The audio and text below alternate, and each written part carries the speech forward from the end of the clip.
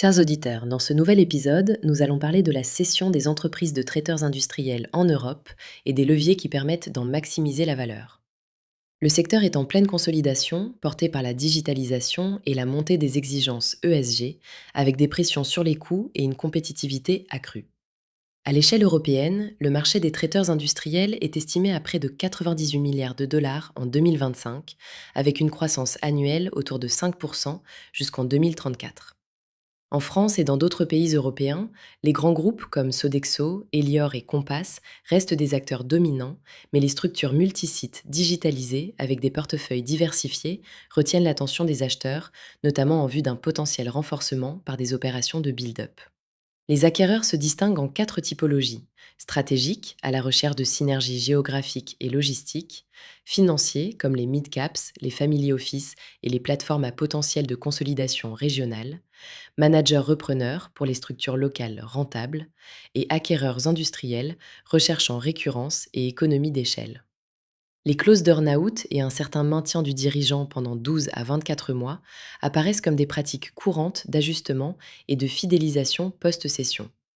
Pour préparer l'entreprise 6 à 12 mois avant la vente, la gouvernance doit être renforcée.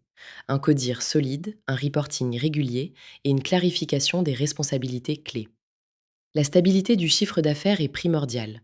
Les acheteurs valorisent des contrats pluriannuels, une rétention client élevée et un mix de revenus diversifié, avec un EBITDA stable et une marge suffisante. Sur le volet opérationnel, la fiabilité des données, notamment les systèmes ERP et CRM, la traçabilité EJALIM et le suivi du BFR, ainsi que l'existence d'une data room complète avec état financier normalisé, contrats, documents RH et conformité ESG, deviennent des éléments de crédibilité.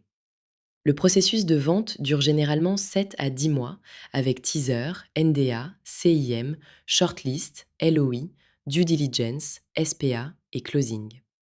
Les multiples observés vont de 0,8 fois à 1,2 fois le chiffre d'affaires et de 7 fois à 10 fois l'EBITDA, soutenus par la digitalisation, les contrats pluriannuels et la conformité ESG, et accompagnés de mécanismes de prix tels que le locked box ou l'earn-out sur 1 à 3 ans.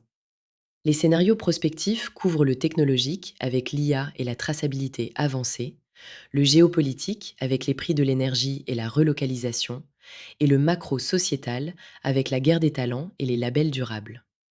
Du côté des risques, la dépendance client, la pression sur les marges et le turnover du personnel exigent des plans de mitigation et de transition clairs. En synthèse, 2026 à 2028 représente une fenêtre intéressante pour la cession des traiteurs industriels européens si l'entreprise est prête sur la gouvernance, la récurrence et les données. L'épisode du jour, merci pour votre écoute et si vous souhaitez approfondir, partagez vos questions et abonnez-vous pour les prochains épisodes.